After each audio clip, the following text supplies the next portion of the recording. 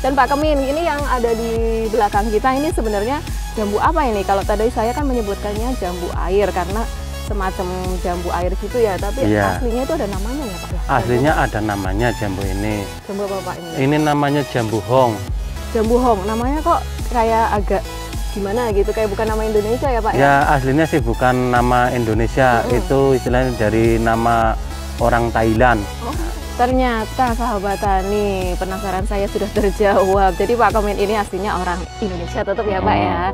Orang Indonesia, orang desa Purwoharjo, Kecamatan Puring, Kabupaten Kebumen yang tadinya merantau di Malaysia. Kemudian di Malaysia beliau bekerja di sebuah perkebunan yang di dalam perkebunan itu ada berbagai macam buah-buahan.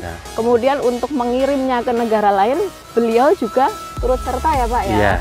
Sampai ke Thailand beliau menemukan sebuah jambu yang beliau tertarik. Ini jambu hong. Ini jambu hong ini. Nah ini sahabat tani, menarik sekali kan. Dari warnanya aja udah menggoda untuk dimakan ini. Kayaknya segar banget ini. Masih banyak yang dipasarkan di sekitar. Betul sekali, untuk kebutuhan lokal dulu ya. Iya, kebutuhan lokal masih kurang. Kalau permintaan lokal sudah terpenuhi semua Mbak, baru kita. Iya, cuma saya punya saudara di Bandung. Saya kasih untuk pengecaran di Bandung seperti itu. Di-stokin juga di sana ya Pak ya. Selamat datang di panggung penyuluhan senior penyuluh pertanian Kebumen. Sahabat tani, apa kabar? Dan hari ini di suasana yang agak mendung, kita sudah berada di sebuah lahan jambu air. Kalau menurut saya jambu air, jambu merah gitu. Tapi nanti kita akan tanyakan lebih lanjut lagi kepada beliau. Berada di sebelah saya beliau adalah Bapak Watimin. Dan sebelumnya sahabat tani, sebelum kita mengulik tentang jambu air ini, saya ingatkan kepada sahabat tani semua bahwa kita harus tetap menjaga protokol kesehatan, terutama 3M. Yang pertama, memakai masker. Yang kedua, mencuci tangan dengan sabun. Dan yang ketiga adalah menjaga jarak. Dan sahabat tani, langsung saja kita sapa beliaunya Bapak Watimin. Selamat siang Pak Watimin. Selamat siang Bu. Nah Pak Watimin, ini kan kita jaraknya sudah lebih dari 1 meter ya. Dan kita juga di lahan yang cukup terik juga. Gimana nih kalau misalkan kita buka maskernya saja biar ngobrolnya lebih enak lagi? Ya nggak apa-apa. Setuju ya Pak? Ya setuju. Silakan.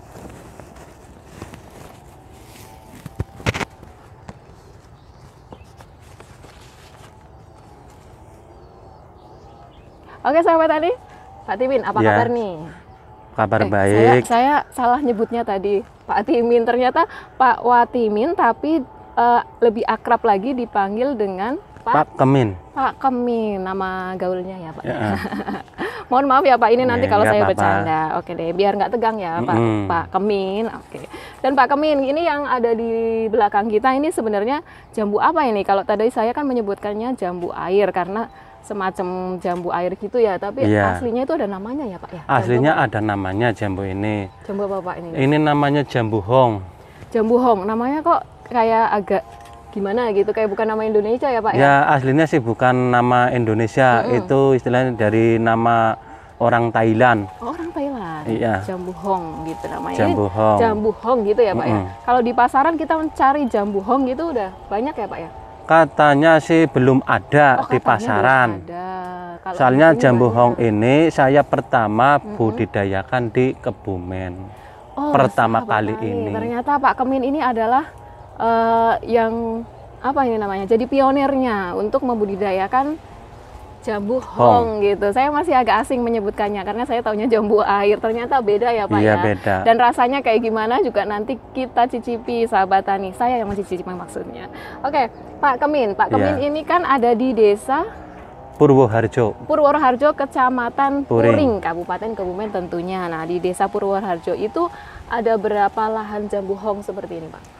Kalau sekarang ini ya baru ada 2 lahan lah. Ada 2, dan salah satunya punya Salah satunya punya saya, yang satu ya punya saya cuma belum berbuah, soalnya baru penanaman. Oke sahabat tani, ternyata Pak Kemin ini adalah sebagai pionirnya ya, pionirnya untuk yang membudidayakan jambu hong ini ya Pak Kemin. Yang awalnya tadi dari Thailand. Nah ini saya jadi tertarik, ini kok bisa seorang Pak Kemin itu menjadi seorang yang pertama kali untuk membudidayakan jambu yang awalnya ada di Thailand, yang asalnya dari Thailand. Saya penasaran ini, Pak Kemin ini aslinya orang mana ini, Pak? Aslinya orang Kebumen, Kecamatan Puring. Ya. Terus saya merantau di Malaysia. Oh, terus? Merantau di Malaysia itu kan di sana kerjanya di perkebunan. Ya istilahnya buah, segala buah ada semua. Cuma yang saya minati jambu hong ini. Nah, jambu hong ini adanya di Thailand. Kebetulan kalau pas saya lagi kirim waktu kerja di Malaysia, saya kirimnya buah kan di Thailand. Akhirnya saya membeli bibit di Thailand. Saya bawa pulang ke Indonesia. Ternyata sahabat tani, penasaran saya sudah terjawab. Jadi Pak Kemin ini aslinya orang Indonesia tetap ya Pak ya. Orang Indonesia, orang desa Purwoharjo, Kecamatan Puring, Kabupaten Kebumen yang tadinya merantau di Malaysia. Kemudian di Malaysia beliau bekerja di sebuah perkebunan yang di dalam perkebunan itu ada berbagai macam buah-buahan. Kemudian untuk mengirimnya ke negara lain, beliau juga turut serta ya Pak ya, sampai ke Thailand beliau menemukan sebuah jambu yang beliau tertarik. Ini jambu hong. Ini jambu hong ini. Nah ini sahabat tani, menarik sekali kan, dari warnanya aja udah menggoda untuk dimakan ini, kayaknya segar banget ini. Dan jambu hong ini itu adanya di Thailand. Kemudian Pak Kemin itu berminat untuk membudidayakannya di desanya gitu. Kemudian membeli bibitnya melalui apa ini? Melalui, saya kan punya teman orang Indonesia punya suami orang Thailand. Orang Thailand itu saya suruh untuk membawakan bibit. Seperti waktu itu. Pulang kampung ke sini. Iya, waktu pulang kampung ke Indonesia. Soalnya warga Thailand sudah jadi warga Indonesia. Tadinya beli bibitnya berapa ini? Kalau per pohon beli bibitnya, satu pohon itu dulu saya mengeluarkan uang 300.000 per batang. Ya, per pohon beli berapa lah. batang ini? Saya belinya pertama cuma dua batang aja. Itu. Kemudian terus saya sudah berkembang menjadi berapa batang ini, Pak? Sekarang saya sudah kembangkan kurang lebih ada 160-an pohon lah. Sahabat tani, luar biasa sekali. Ternyata dari 2 batang bibit jambu hong yang beliau bawa dari Thailand, sekarang sudah menjadi 160 pohon jambu hong yang sebesar-besar ini loh sahabat tani. Betul ya Pak ya? Iya betul. Dan kemudian untuk selanjutnya, untuk luasannya ini sampai tadi berapa, 160 batang, itu luasannya ada berapa hektar ini? Sampai 1 hektar nggak ini? Kalau luasannya minimal itu kan harus minimal 1,5 hektar. Kalau 160 pohon minimalnya. Iya. Cuman di sini saya lahannya nggak ada, akhirnya cuma 1 hektaran aja. Cukup muat 160 pohon 160 itu ya. pohon. Tapi nggak masalah ya Pak ya? Nggak masalah. Tidak masalah ya. Dan cuma ini masalahnya cepat besar, cepat rimbun lah. Cepat rimbun. Nah, ini jadi terlalu banyak pemotongan akhirnya. Oh gitu. Nah, tadi untuk perawatannya berarti termasuk pemotongan tadi itu ya Pak ya? Kalau batang. Nanti daunnya terlalu rimbun mungkin ya. Dan jadi selalu pruning lah istilahnya seperti itu. Ya, iya. Dan untuk pohon yang sebesar ini usianya berapa tahun ini Pak? Kalau sekarang ini pohon ini sudah usia 4 tahun. Sudah 4 tahun, berarti sudah cukup lama juga Bapak dari merantau di Malaysia, kemudian pulang ke sini udah bertahun-tahun. Terakhir tahun berapa Pak? Saya pulang tahun 2005. 2005 dan sekarang sudah 2022, ternyata sudah lumayan, lumayan lama ya Pak ya. Jadi Bapak pulang dari Malaysia ke sini langsung membudidayakan ini atau sempat bekerja di tempat lain Pak? Saya sempat bekerja di tempat lain.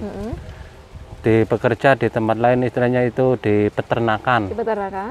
Di peternakan ayam potong. Di mana itu Pak? Di desa sini aja. Juga.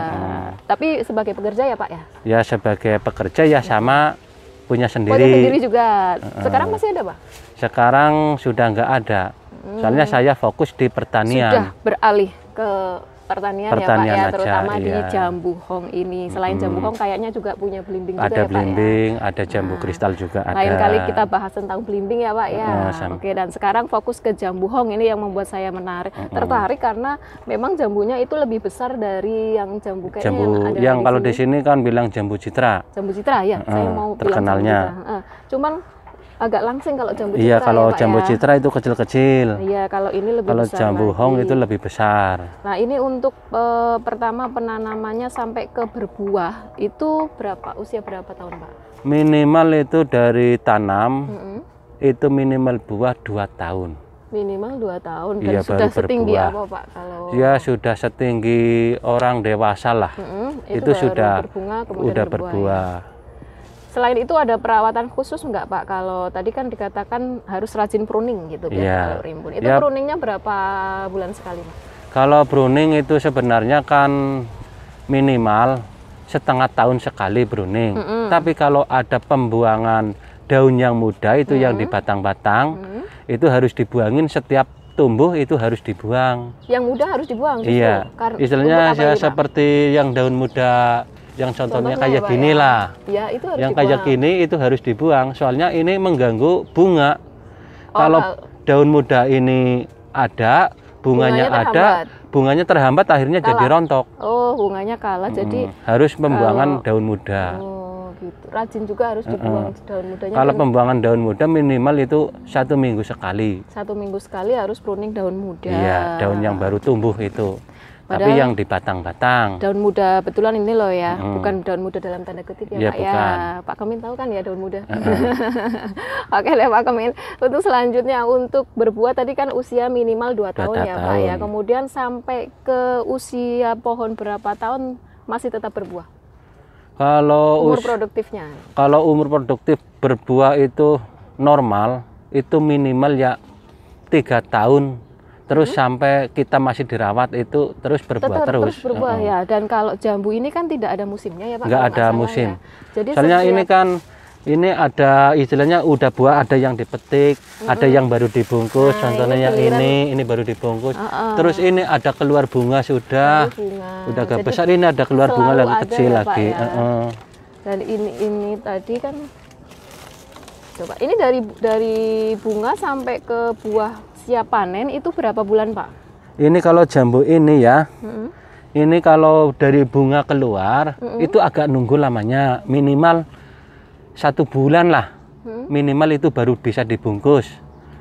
Oh 1 bulan dari bunga baru dibungkus. Iya, Kemudian udah. dari pembungkusan sampai ke panen? Kalau dari pembungkus sampai ke panen 15 hari sudah bisa dipanen. Berarti Kan lebih cepat ya, Pak, banget, ya? iya. Berarti ketika dibungkus itu sudah lumayan besar ya Pak? Iya, Ya, Pak ya. udah ya. Kalau ini Ini baru kan dibungkus sudah ya, Pak, ya? bungkusan 3 hari nih. Ini bungkusan Ini, 3 oh, hari. jadi segini. Iya, ini bungkusan 3 hari. Ini ibaratnya 10 hari lagi bisa dipetik yang buah ini. Langsung cepat bisa langsung Bisa besar segini. sebesar ini ya, dan warnanya langsung memerah Iya. ini ya Pak ya, merah merona. Kalau bagus ini sekali kan ya, sahabat. bungkusan pas sekarang 15 hari yang ini bungkusan ini. 15 hari baru setelah dibungkus. Iya, setelah dibungkus ini 15 hari udah bisa dipanen. Oke. Yang ini. Ini untuk perawatannya tadi selain ada pruning, tentunya kan juga ada pemupukan dan Iya. penyiraman. Kalau pemupukan, kalau saya pupuknya tak lebih irit. Soalnya daun ini kan daunnya kan banyak yang rontok, daun tuanya. Rontok itu kan di bawah pohon kan jadi pupuk.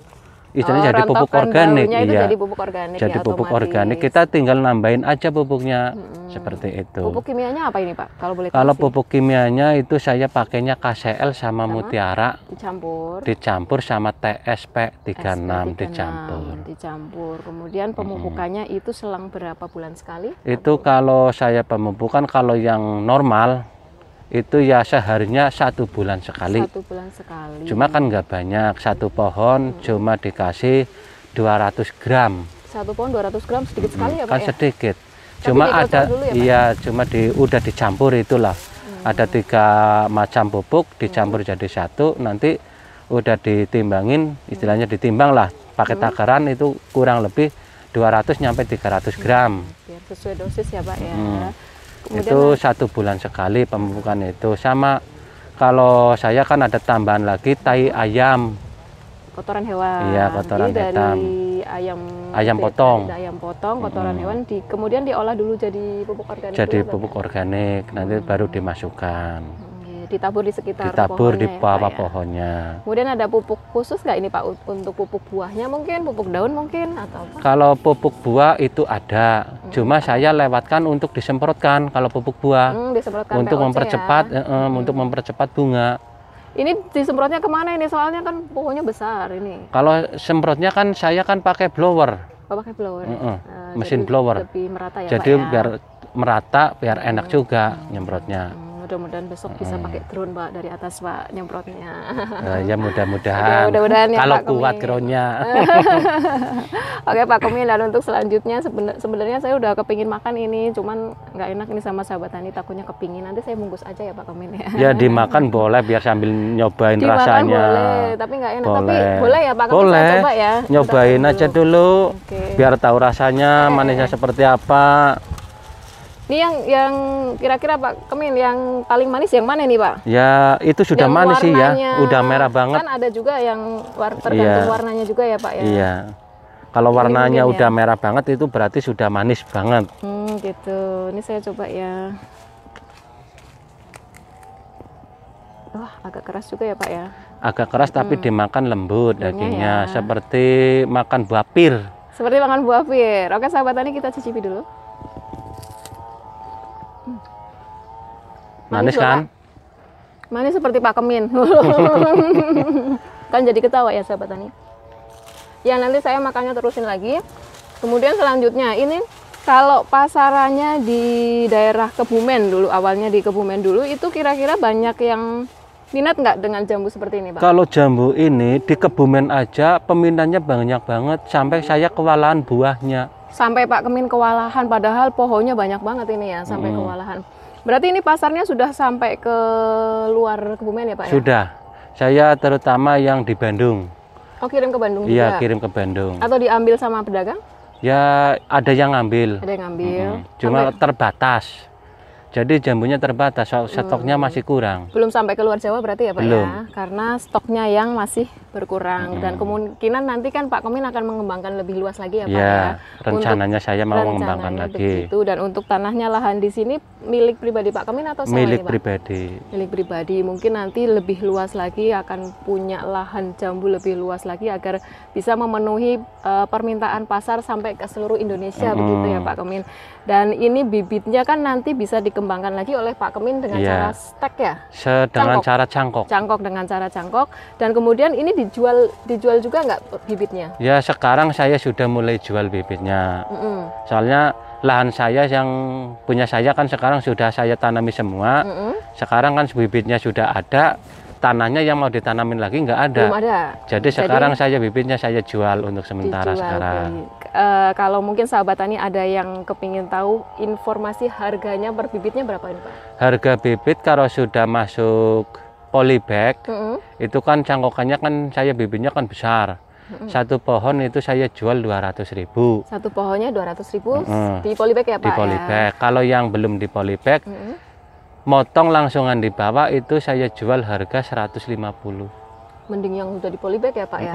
Karena kalau di cangkok itu kan kalau baru motong dari cangkokan kan Iya, harus ditanam langsung. ditanam langsung oleh kita. Kalau di polybag kan bisa nunggu. Dan kalau misalkan itu kita tanamnya di halaman rumah, mungkin di planter bag gitu karena tidak ada lahan, itu bisa ya Pak ya? Bisa, cuma kan ya agak minim lah. Nggak Soalnya maksimal juga produksinya. Buahnya ya bisa maksimal, cuma untuk beberapa tahun sudah harus dipindah.